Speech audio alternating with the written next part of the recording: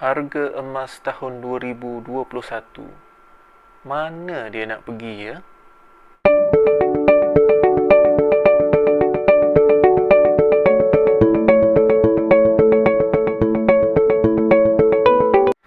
Assalamualaikum dan salam sejahtera kepada semua. Semoga dalam keadaan sihat dan baik sahaja.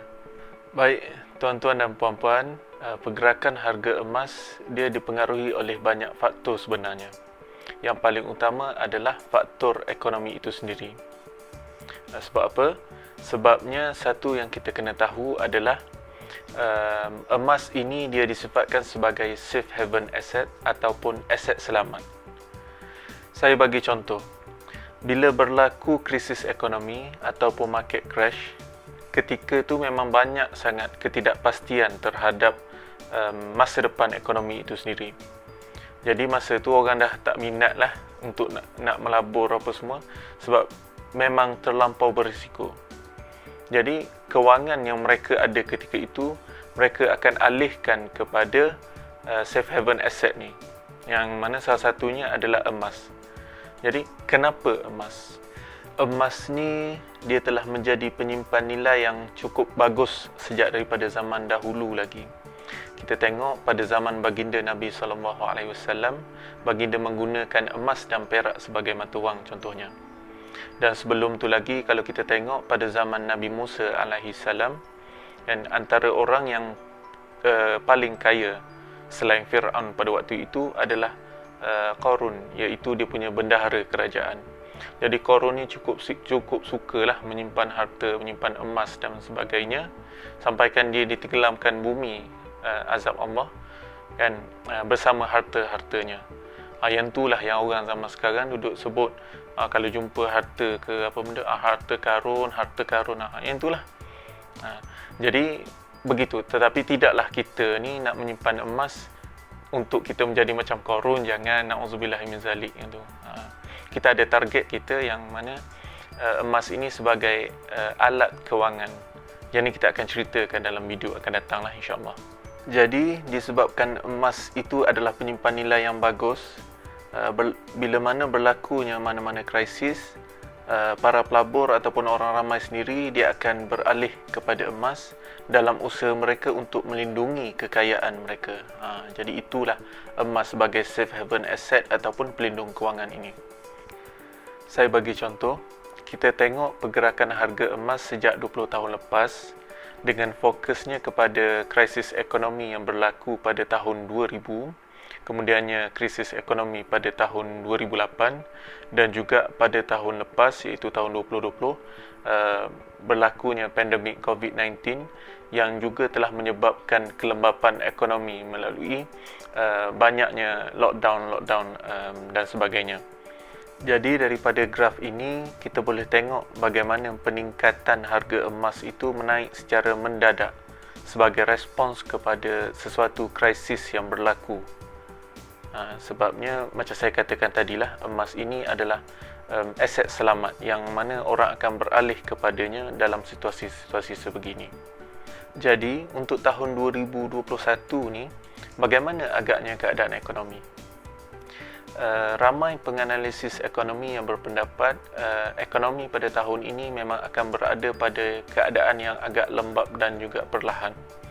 Sebagaimana kita tahu, COVID-19 masih lagi berleluasa sehingga hari ini, dan disebabkan itu banyak negara di seluruh dunia masih lagi mengamalkan lockdown dan sebagainya yang telah merencatkan perjalanan ekonomi itu sendiri.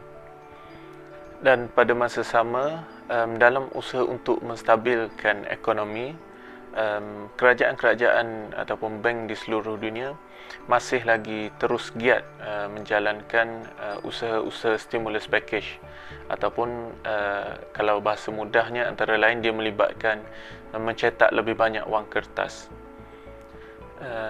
Dalam keadaan biasa, stimulus package ataupun kalau cetak lebih banyak wang kertas ini masih lagi boleh diterima jika penambahan kepada money supply itu akan membawa kepada pertumbuhan ekonomi yang lebih bagus.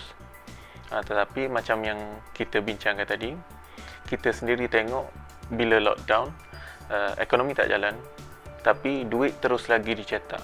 Percetakan duit yang melampau pada waktu ini sebenarnya kaedah yang agak berbahaya, sebab duit yang dicetak dan sebagainya tu sebenarnya lebih banyak terkumpul berbanding dibelanjakan. Disebabkan itu velocity kepada duit tu kurang, yang akhirnya akan menyebabkan depress ekonomi itu sendiri.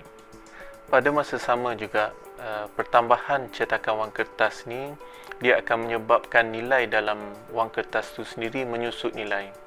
Ini kalau nak dibincangkan memang akan lama lah video ni. Jadi basically benda ni adalah yang disebut sebagai inflasi ataupun pengurangan kuasa beli dalam mata wang tu sendiri. Akan tetapi impak inflasi ini kalau pada pandangan saya buat masa terdekat ini belum lagi akan berlaku secara ketara, kerana pengaliran wang dalam ekonomi itu sendiri masih lagi kurang. Tetapi akan datang kalau bila keadaan dah pulih apa semua dan orang sudah pun kembali berbelanja, ekonomi kembali rancak, kemungkinan pada waktu itu impak inflasinya mungkin agak tinggi. Jadi begitulah stimulus package sebagaimana yang dicakapkan tadi, ditambah pula dengan keadaan perniagaan yang terpaksa banyak ditutup, ekonomi perlahan, pengangguran bertambah, dan daripada situlah ramai penganalisis yang berpendapat ekonomi pada tahun 2021 ini memang akan lembab dan juga lemah. Kerana itulah banyak jangkaan harga emas akan naik pada tahun 2021 ini. Ada yang kata sampai 350 segram, ada yang kata sampai 500 segram, dan bahkan ada yang lebih tinggi sebenarnya kalau kita tengok jangkaan daripada penganalisis ekonomi luar.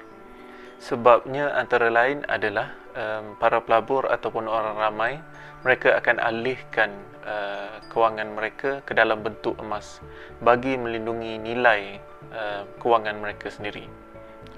Adakah jangkaan-jangkaan tersebut akan tercapai? Wallahu a'lam, yang tu saya pun tak tahu.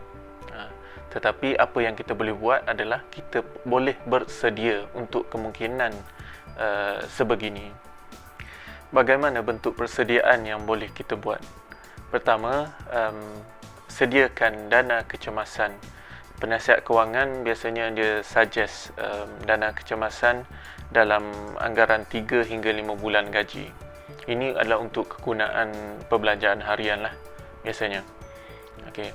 Yang keduanya, dalam kita berbelanja, saya nasihatkan berbelanjalah dengan berhemah. Pentingkan ataupun dahulukan kepada keperluan. Kalau yang mana kehendak tu sebolehnya kita tangguhkanlah dahulu, sebab kita tak tahu apa yang akan jadi. Dan seterusnya, jika ada lebihan, menyimpanlah emas ataupun alihkan sebahagian kewangan itu ke dalam bentuk emas. Kerana emas ini dia adalah aset penyimpan nilai, dan juga dalam situasi krisis ekonomi contohnya, apa yang berlaku adalah nilai monetary ataupun nilai dalam wang itu sebenarnya yang menurun. Jadi bila menurunnya nilai dalam mata wang itu bermaksud lebih banyak wang yang diperlukan untuk membeli gram emas tadi. Sebab itulah bila kita tengok rujuk kepada graf harga emas, lebih banyak wang yang diperlukan untuk membeli gram emas. Sebab itu dia punya graf kita tengok akan menaik sebegitu. Dan paling penting tuan-tuan dan puan-puan, unfortunately ramai yang dia cuba untuk mengambil kesempatan lah kan.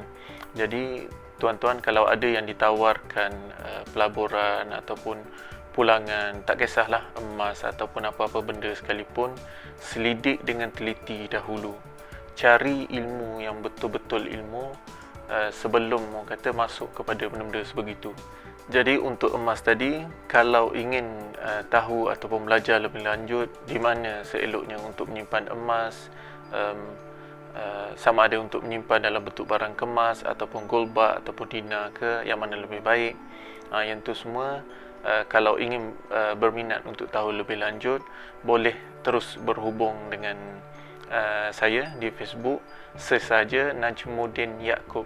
Cukup sekadar itu sahaja dahulu video pada kali ini. Boleh komen jika ada sebarang pertanyaan. Tekan subscribe button juga jika suka dengan video ini, dan boleh di-share jika bermanfaat, insya-Allah. Jadi apa yang baik itu daripada Allah Subhanahu Wa Taala, dan apa yang kurang itu daripada kelemahan saya sendiri. Ampun dan maaf saya minta. Sehingga ketemu lagi. Assalamualaikum.